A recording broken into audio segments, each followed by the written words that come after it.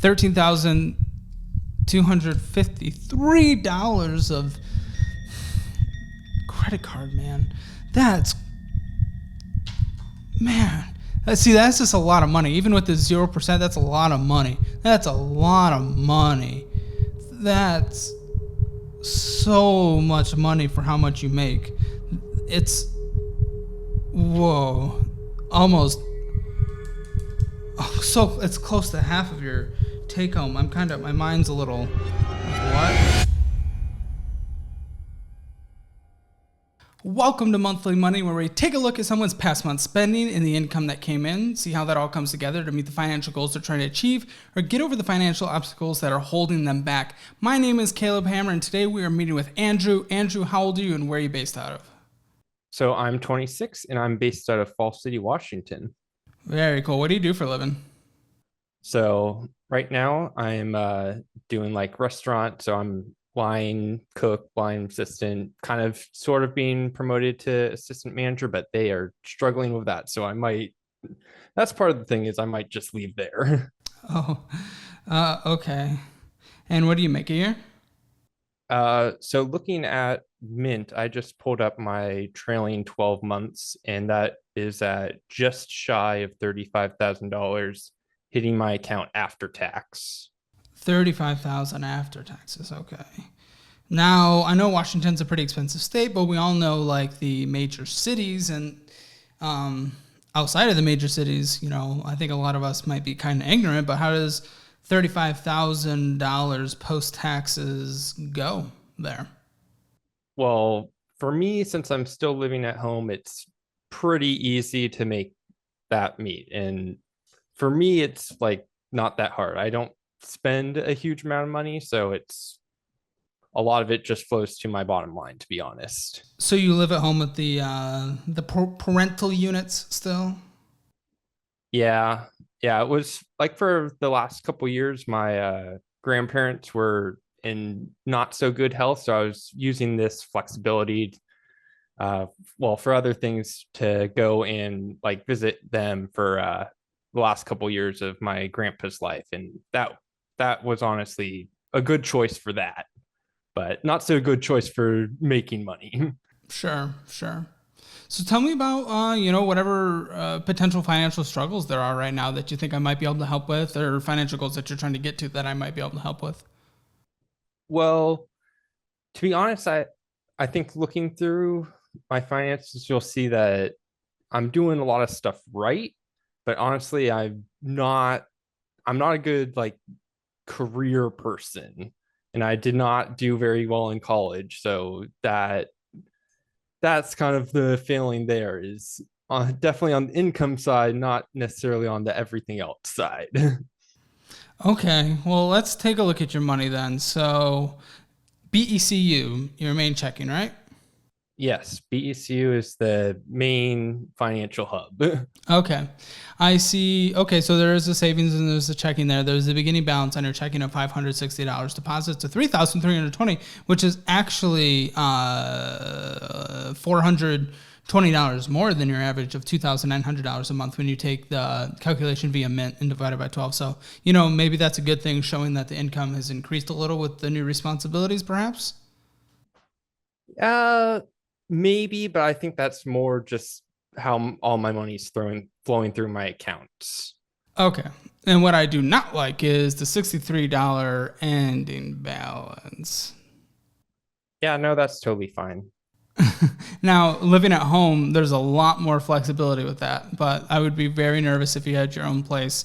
Um, Yeah, the BECU, the main use is it's a checking account that pays 2% interest that I have next day transfers through.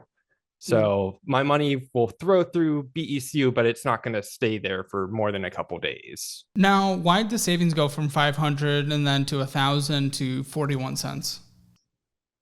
Um, that's that's mostly because I had a bill in October of $2,566.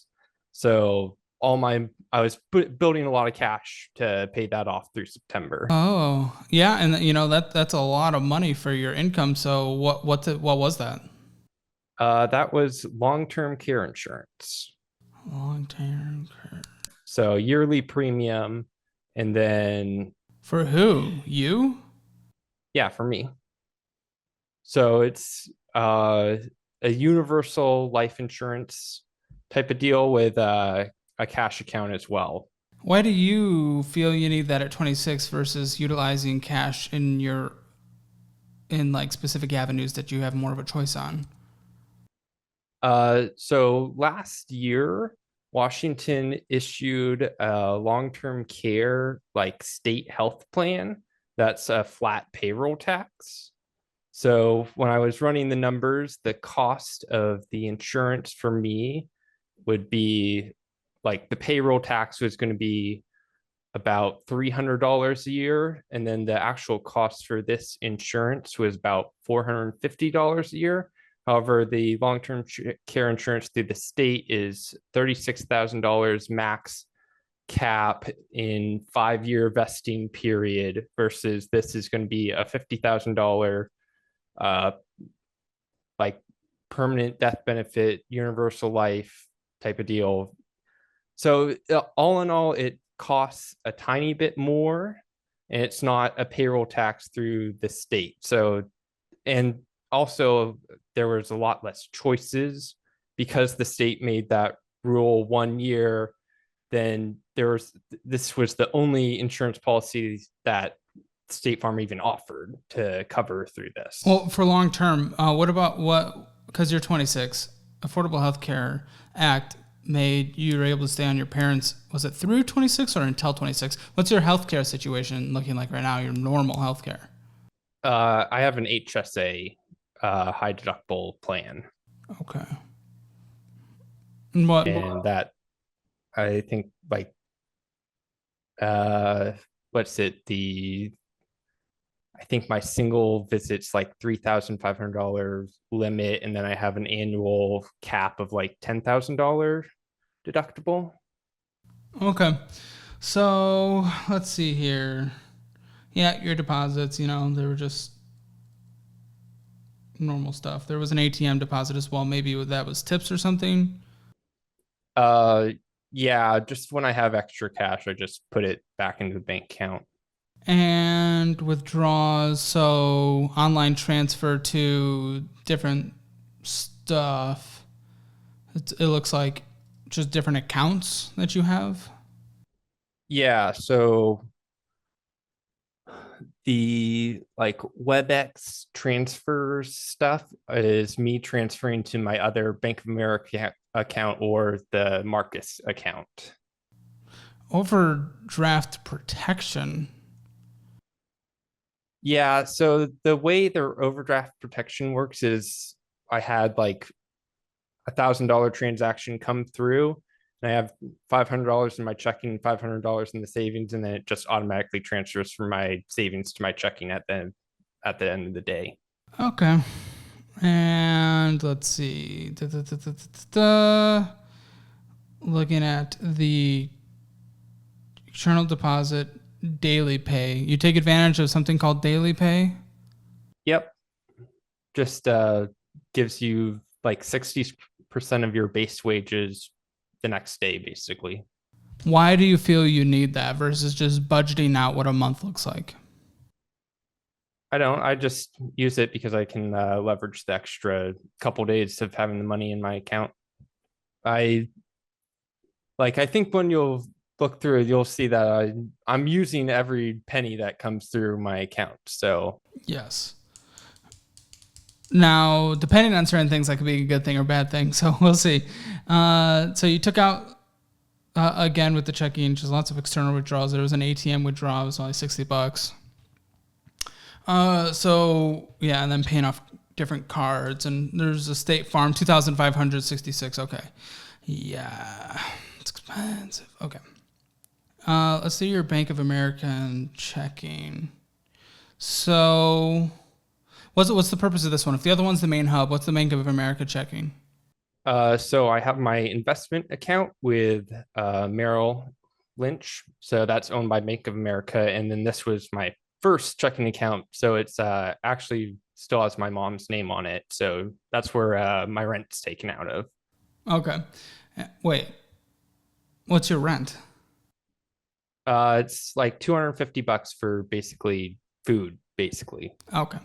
$8.96 starting, 7.17 in, 7.13 out, ending with 12.57. So Bank of America, let us go ahead and see more daily pay. Yeah. So when I get like my credit card rewards bonus or I get a dividend in my Bank of America account, I'll transfer it to this checking account. And then the next day it'll be taken out with from BECU that has next day transfer from there. But I need like a $10 limit on that.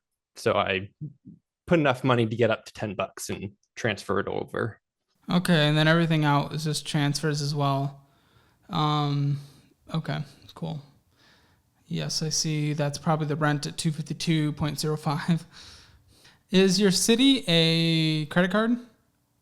Yes. So that's going to be the city customized cash. Let's look at the BECU Visa. Nothing. Well, their payment. Oh. Yes. Okay. I was like, there's nothing because there's no charge. Well, good thing you're not making charges because there's a $5,543 balance on there. So good thing. Good thing you're not doing. So okay. Every cent in, every cent out. Again, there's is that good or bad? We will see when the whole story comes together. Oh, yeah. Why do you have $5,500 living at home, 26 years old, on a credit card? So this card last February, BECU offered a 0% $0 transfer fee, credit transfer for 12 months. So I was just like, okay, I'll consolidate over there. Consolidate. What were you consolidating? My I want to say I took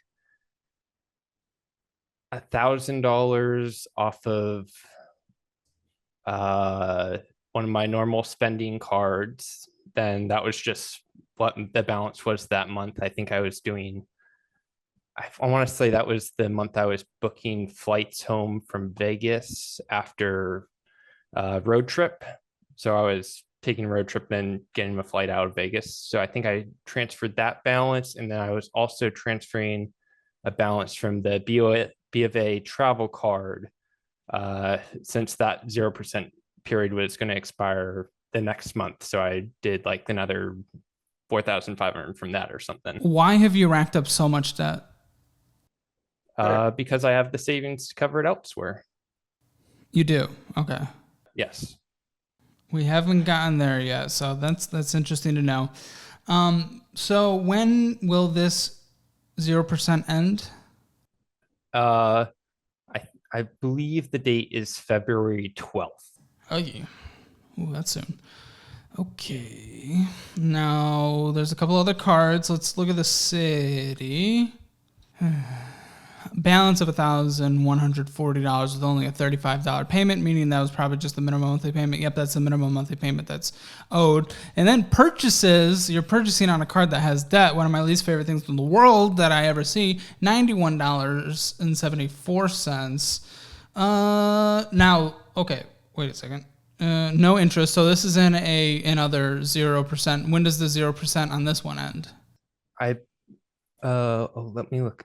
I believe that's February 26th next year. All right, February is going to be an interesting time for you, and lots of just Safeway purchases on here. 5 different Safeway purchases. Yeah. So some of them are for me, and then some of them I are like household spending, so I get credit back for that on my rent. I can look and tell you exactly which numbers those are. Let's see. No, that's fine. I don't think. Yeah, it's just some of them. Red card. but some of it's mine, some of it's just grocery spending stuff. Red card. No balance here, so that's a good thing. Well, actually, there's a new balance of 38.78, but with a 3,000 hour credit limit, so that's good. The minimum payment almost completely takes care of it at $29. So, well, let's see. Red card October 12th. What did you purchase? A Target purchase. Okay. Yeah, that was I think some of the hanging supplies for that picture back there, like command strips and stuff. Okay, so among all these documents, where would I find the savings? Uh, I I would not look at that yet. What should I look at next? Probably the B of A unlimited cash rewards, UCR. Oh, that's why you wanted me to look at that. Again, no interest charge, so there is some. You're in a period. $13,253 of credit card, man. That's man. See, that's just a lot of money. Even with the 0%, that's a lot of money. That's a lot of money. That's so much money for how much you make. It's whoa, almost so it's close to half of your take home. My mind's a little like what? And these minimum payments, even with the 0% interest, the minimum payments are starting to stack up with the minimum payment on the BECU at 138, minimum payment on this one of where'd that go? 132. And I don't remember what the city one was, but there was a lot. There was only like 35, right? So with $2,900 a month, I mean, it starts becoming an actual percentage that's notable, these minimum monthly payments. So, wow, $13,253.74, making the minimum payments. No new purchase is good. When is the 0% period on this one done? 6/16/23. So that's Okay, so February, then June.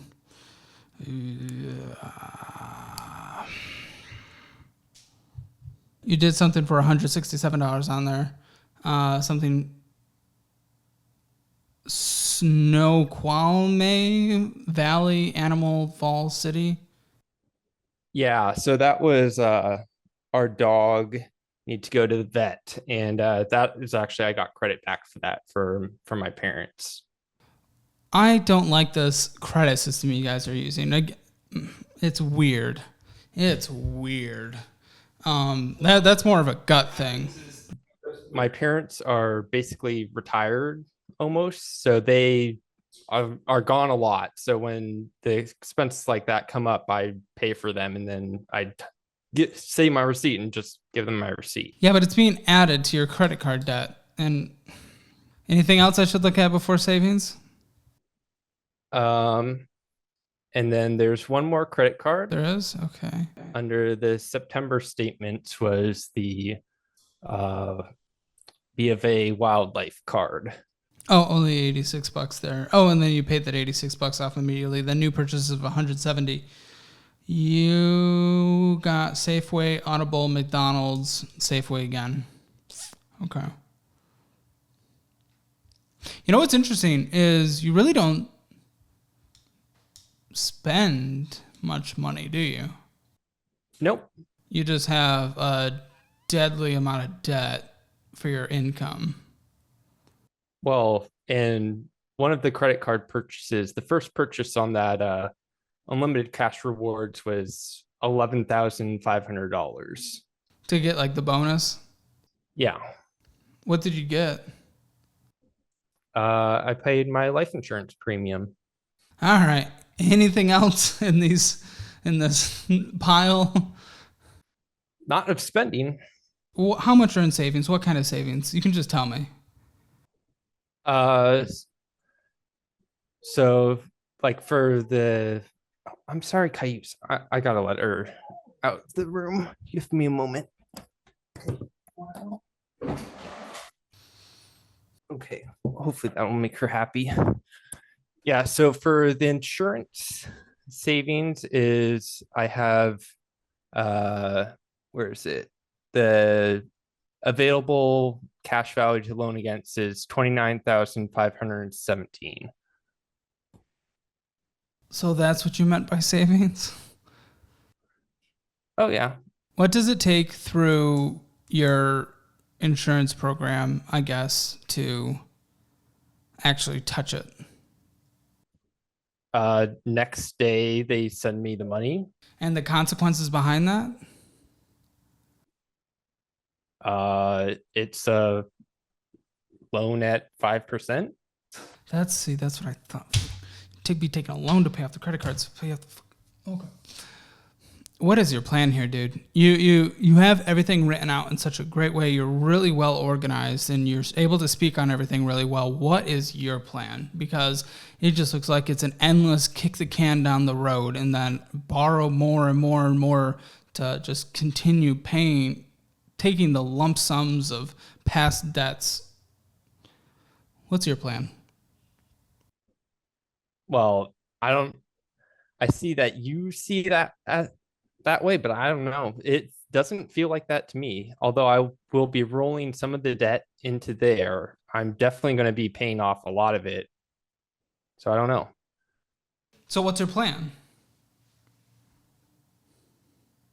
Do you have a plan? Yeah. So once it, so over the next couple months, I'm going to be accumulating another couple $1,000 in my savings account and basically bank deposits and floating rate bonds is what I've been doing. And then I'll be paying that off in February. And then in paying what off in February specifically? The BECU Visa card and the city customized from borrowing at 5% from your life insurance, and also whatever cash I raise between now and then. Okay. And every penny, as you say, is leaving. So where are you raising this cash? Just within the life insurance? Well, so I either have work that I've been doing, or I can sell off my investments too. Okay, what are your investments? So I have just in a normal brokerage account, there's 50,000 in there, and then I have a gold savings of over 12,300 ish, and then there's Roth IRA is 21,000. Oh wow! I didn't know all this. I mean, that's all fantastic news. So you're not going to borrow from your life insurance at an interest rate, are you? You're just gonna pay everything off with your brokerage, right? Yeah, maybe. Why maybe? Well, it's all invested right now. Well, yeah. So like the option is I can pay it off with my brokerage account, but I don't have to. You would rather borrow at 5% over that, typically understood 4% cap for what's considered good debt to invest beyond? Well, I don't think that 5% is that bad of a rate, to be honest. In this, like, rates are rising. It's not that bad. Yeah, I mean, nothing bad is that bad if you can compare it to the worst thing in the world. That is true. And rates are absolutely disgusting right now, but continue to borrow for all the... First of all, how'd you get into all this credit card debt in the first place? That's what I'm really curious about. Well, I build up savings in other accounts and I just take advantage of the 0% rates, and they just were offering me 0%. So yeah, okay. So you just, okay. I see your logic behind that. You're kind of finessing the system. I think there's an interesting play there. The thing that's kind of hard about it and the risk assessment behind it is that it just kind of continues to balloon over time because the minimum monthly payments don't even touch it. The 13,000, 5,500, 1,500, it just, continues to go. And then compared to your income, it's not good at all. However, what you have seemed to be able to do, because you've pushed off all your expenses onto these, is you've been able to, invest a really good amount of money for your income in a Roth IRA and in your brokerage. And what was the other one? Gold? Yeah, so I have some savings there, and that's mostly earmarked as just an inflation hedge, long term type of deal for stuff like a car fund and stuff. Do you not believe in emergency funds? It's a reserve fund, to be honest. And life is going to get a lot more expensive when you eventually do not live at home too, and that's where that package of debt, I fear the balloon. So are you gonna, when the 5,500 and 1,500 in February come up, are you gonna pass it on to another 1%, or are you gonna pay it off, or 0%, or are you gonna pay it off? Uh, well, I'll likely have, what's that? I'll be not so far from paying off most of it with just my cash accumulation, cash flow from between now and then.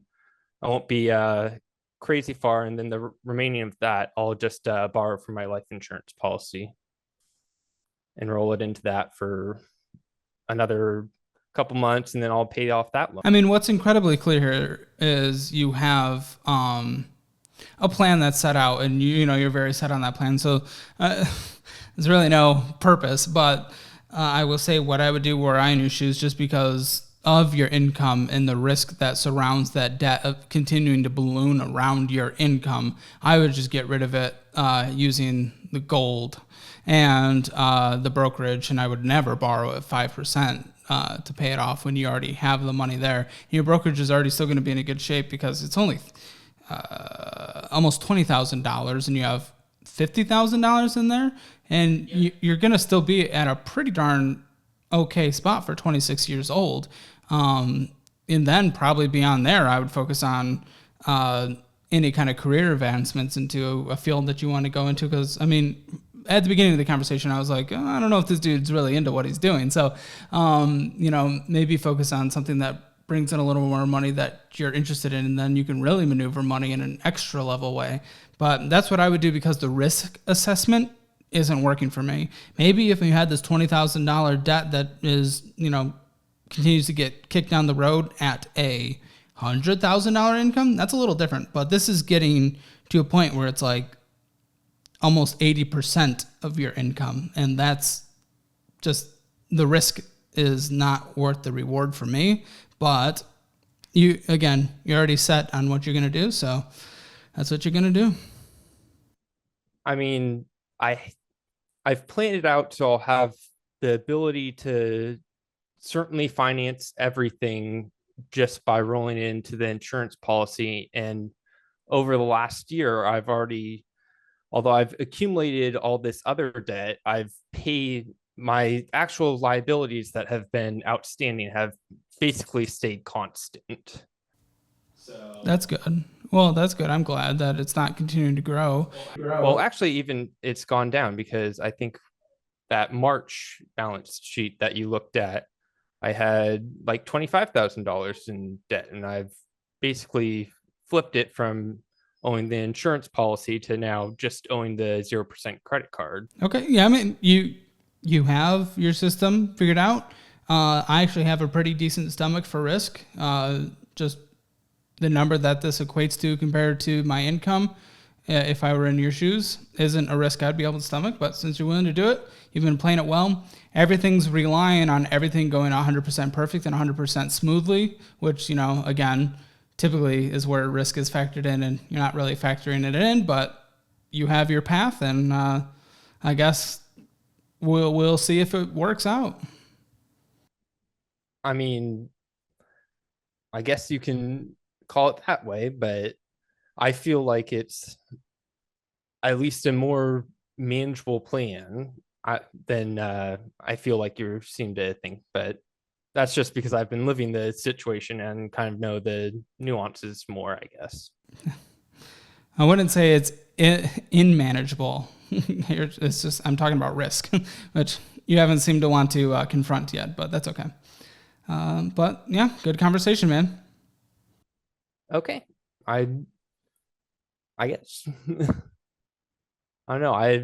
I don't feel that it's a enormous amount of risk the way that I've been doing it, but you can lose your job, you can have the whole economy fall apart, but I don't think that where I am, it's that.